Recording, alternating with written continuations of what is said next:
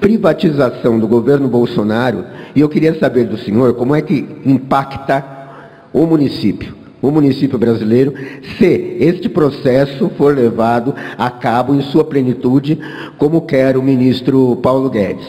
A minha opinião é que está mais para pirataria do que privatização. De qualquer forma, eu gostaria do seu... Veja, para mim, privatização não é um bicho de 7 cabeças e nem é a salvação da lavoura, como a esquerdinha antiga e a direita truculenta querem que a gente acredite.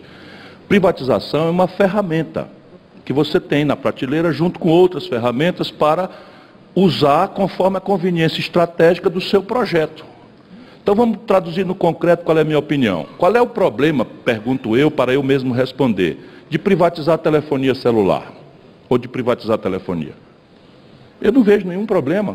É um setor intensivo de tecnologia, um setor intensivo de capital, ciclam-se os aparatos, as maquinárias, as telemáticas por mês, ultimamente.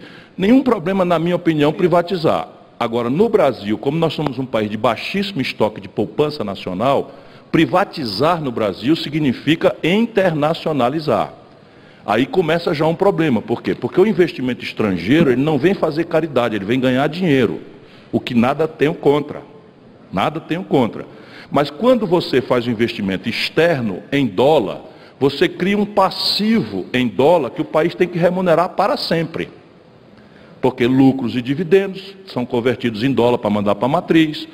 Não é? Royalties da inteligência tecnológica que se usa tem que mandar para a matriz. Tudo isso são contas de dezenas de bilhões de dólares que estão crescendo no balanço de pagamentos do Brasil e que explicam aquele motor que eu lhes falei, que o Brasil, toda vida que cresce, tem uma interdição cambial vinda de fora e ninguém precisa ser economista para entender. A gente não compra dólar, mas a gente come pão. E o Brasil não produz trigo com suficiência, então tem que comprar trigo para fazer o pão que a gente come de manhã do estrangeiro. Tudo que a gente compra do estrangeiro é em dólar. Então, se eu começar a ter que pagar em dólar todos os meus atos e fatos e meu custo de vida, então a consulta de um dentista, teoricamente, não é um tradable, não é uma coisa que você pode importar para rivalizar com o preço do Brasil. Mas os pozinhos, a agulha, aquele ferrinho terrível, daquela zoadinha, aquelas brocas, tudo vem do estrangeiro. O Brasil abriu mão dessa estrutura. E aí, resultado, a consulta do dentista acaba se referindo a dólar. E a gente não é chamado a fazer. Então, se você cria um passivo em dólar, que é derivado de uma privatização, que necessariamente, não tendo capital privado, vira internacionalização, desnacionalização da economia, você cria um passivo infinanciável em dólar que vai lhe manter estagnado e com crises cíclicas do balanço de pagamentos.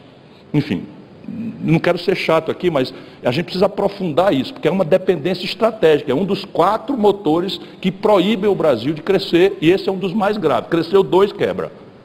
Como nós vamos ver, agora o Brasil está crescendo 0,8, o buraco na conta externa já se apresentou. Aí o câmbio já foi para 4,12 e está ali o governo torrando o dólar para tentar segurar, mas vai para 4,30, 4,40, 4,50, não tem conversa. Cresceu 2 ano que vem, vai subir a taxa de câmbio. Portanto, se livre de se endividar em dólar. E aí você tem um outro problema, é a regulação. Então, para você privatizar, por exemplo, telefonia celular, foi bom, mas o brasileiro paga hoje a maior tarifa de celular do mundo.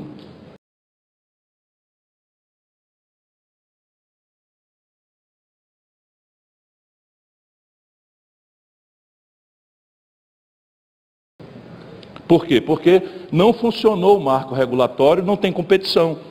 Virou um micro-oligopólio internacionalizado e eles combinam a tarifa. Então o brasileiro paga hoje por quê? Porque tem um problema de regulação. Então privatizar, ok. Vamos lá, agora nós estamos com um problema. O governo Bolsonaro, com esse discurseira do Paulo Guedes, vamos privatizar tudo. Vamos privatizar tudo. Acabou de criar uma estatal, vocês sabiam? O Bolsonaro acabou de criar uma estatal, que é uma estatal que vai substituir o balanço da Infraero. Porque olha a grande inteligência brasileira. O Brasil tem 78 aeroportos sob controle da Infraero.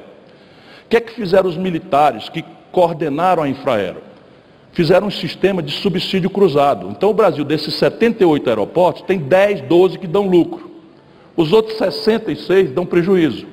Então os militares criaram um sistema, porque estatal, de subsídio cruzado. Então quem vai embarcar em Guarulhos paga uma taxa adicional pouquinho acima do necessário, para financiar o aeroporto de Petrolina, para financiar o aeroporto de Macapá. O que é que faz o gênio brasileiro? Vende os dois aeroportos rentáveis e a União agora tem 66 aeroportos que dão prejuízo. O negócio inteligente da peste. Isso é a privatização brasileira. Então o Bolsonaro vai criar uma estatal para ficar com o passivo estrangulado da Infraero, que eles arrebentaram a rentabilidade. Então você pega a estrada, muito bom, vamos privatizar a estrada, ok, nada, nenhum problema. Aí a BR-116 lá na Guanhambi, em Fortaleza, e acaba no Rio Grande, no Porto do Rio Grande, no Rio Grande do Sul. Entre São Paulo e Rio, ela chama Dutra. Para a gente vir para cá, para o Vale do Paraíba, a gente usa a Dutra. O maior fluxo de tráfego do Brasil. Então você duplica, privatiza, entrega e tal. Mas lá em Cabobró, né, em Cabobró, Pernambuco, Valadares, Teotófilo Otoni, que é um lugar paupérrimo do Brasil, ela continua estatal. Os militares faziam o subsídio cruzado. Estou falando dos militares, estou falando de esquerda, não.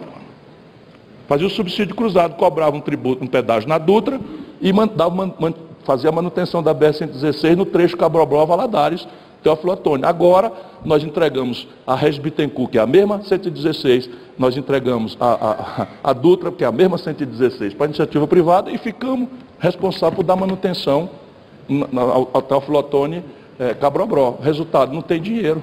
Está lá o esburacado, tudo esburacado sem manutenção. Essa é a grande questão. Como não tem projeto, vai privatizar, fazer por quê? Por amor a quê?